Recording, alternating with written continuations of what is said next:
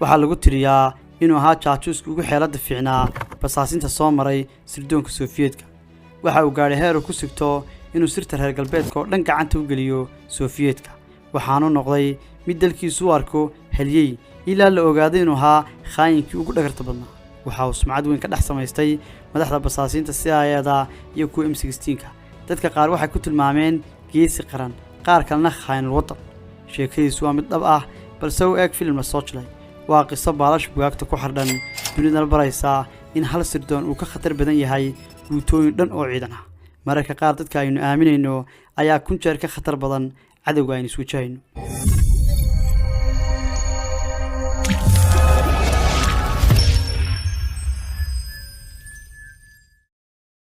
Harlan Andreas Russell Philip oo dunida sirdoonka looga yaqaanay Kim Philip wuxuu ku dhashay sanadkii 1912 magaalada Ambala ee dalka Hindiya oo markaas hoos imanaysay gumeystihii Britain.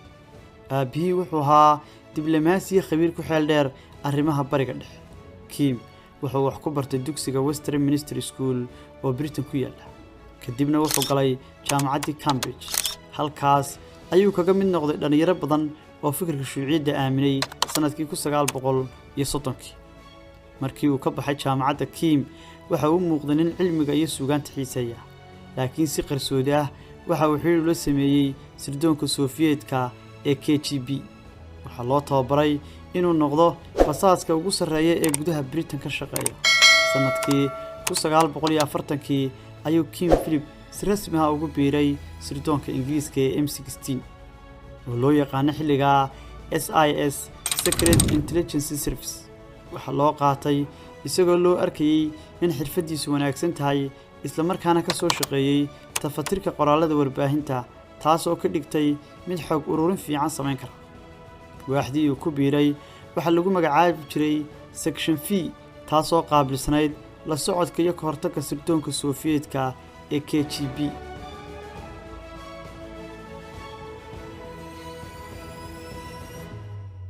Philip wuxuu ka shaqeeyay dhowr meelood oo muhiim ah, waxaana ka mid ahaa Spain, gaar ahaan magaalooyinka Madrid iyo Valencia. intii uu socday dagaalkii sokeeye ee Spain sanadadii 1936 ilaa 1939, waxa uu ka howlgeli jiray Spain isagoo u wariye sheeganaya.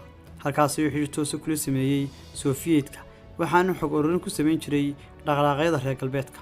magaalada London oo ahayd xaruntii dhexe ee sirdoonka M16 ayuu ku dhex lahaa waaxdii ka hortagga Soofiyeedka, waxaana loo dhiibay inuu hogaamiyo qaybta la socodka sirdoonka Soofiyeedka iyo arrimaha shuuciyadda caalamiga ah. tani waxay siisay awood uu ku helo faylal sir ah oo badan. meelaha kale ee Kim ka soo shaqeeyay waxaa ka mid ah Washington hilaadihii 1949 ilaa 1951. wuxuu noqday xiriiriyaha M16, CIA iyo FBI. shaqadiisu waxay ahayd inuu labada dhinac isku xidho, laakiin dhamaantii wuxuu xogta CIA iyo M16 ku wareejin jiray sirdoonka Soofiyeedka ee KGB. tani waxay ahayd guul weyn oo u soo hoyatay Moscow, sababtoo ah waxay heli jireen xogtii ugu muhiimsanayd ee dagaalkii qabooba. sanadadii dambe Kim Philip markii laga shakiyay waxa loo diray Beirut isagoo u shaqeynayay sidii saxafi caadi ah oo wax ku qoran labadii wargeys ee caanka ahaa ee The Economist iyo The Observer. balse dhamaantii wuxuu weli xog u gudbin jiray Moscow, waxaana halkaa lagaga qaaday tallaabadii ugu dambeysay ee sababtay inuu baxsado xagga Soofiyeedka.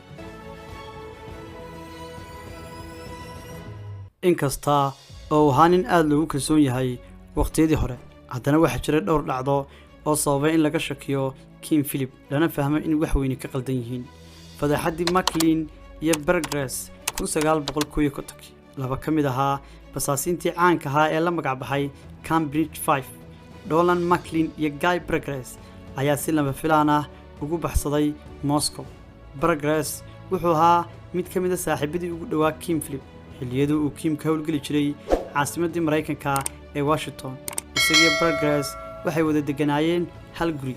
tani waxay dhalisay su'aal ah muxuu sidan oo dhan ugu dhawaa basaasinta yaacay haddii aanu isagoo ka mid ahayn kuwa xogta cadowga siiya. sidoo kale waxaa laga shakiyay xogtii CIA iyo M16 oo mar walba la heli jiray ka hor howlgallada ay qorsheeyaan.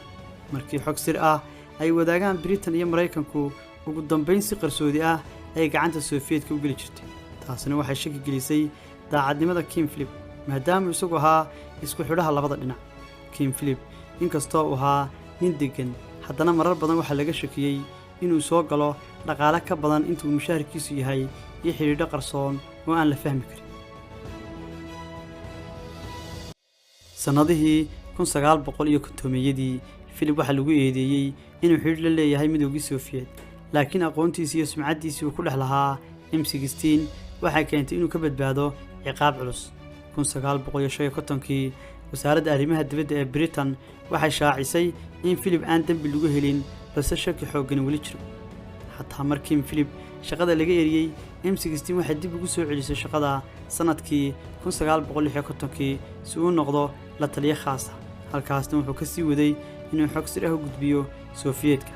dhammaadkii 1962kii nin basaase hore ah oo Soofiyeed ahaa oo magaciisu ahaa Anatoly Klitson ayaa u cararay xagga Mareykanka, wuxuuna siiyey sirdoonka Mareykanka xog muujinaysa in M16 uu ku jiro basaase garaad sare leh oo xogta u gudbiyay Soofiyeedka, kaasoo ahaa King Philip. markaas M16 waxay si qarsoodi ah ugu dirtay Lubnaan in lagu magacaabo Nicholas Elliot si uu u weydiiyo Philip su'aalo sir ah oo go'aan looga gaadho dembigiisa. bishii June 1963kii isagoo oo ku sugan magaalada Beirut ayuu King Philip si qarsoodi ah uga baxsaday guri uu ka deganaa Beirut, waxaana la aaminsan yahay in sirdoonka KGB ay baabshay carrabkiisa, iyadoo markaas markab Ruushku leeyahay uu ku sugayay dekedda. halkaas ayuu si qarsoodi ah uga baxsaday, waxaana markabkii la sheegay inuu si toos ah u geeyey dekedda Odessa, taasoo ah magaalo xeebeed ku taalay Midowga Sofiyeet. King Philip wuxuu si qarsoodi ah ku gaadhay Moscow, halkaas oo si rasmi ah loogu soo dhaweeyey, balse uu ku wajahay nolol cusub oo aan sahlanayn. sirdoonka Soofiyeedka waxa uu ka noqday la taliye sare oo KGB ah, isagoo tababar siin jiray basaasinta cusub kuna tababari jiray farsamooyinka sirdoonka reer galbeedku adeegsadaan. sidoo kale waxa uu qoray buuggiisii caanka ahaa ee My Silent War oo uu ku difaacay fikirkiisa shuuciga iyo sababtii uu khiyaamay sirdoonkii Britain. noloshiisa gaarka ma fiicnayn inta laga ogyahay, waxaanu aad u cabbi jiray khamriga muddooyinkii dambe, waxaanu dareemay xidlo iyo murigo inkastoo xagga Soofiyeedka uu ka ahaa haliyey weyn.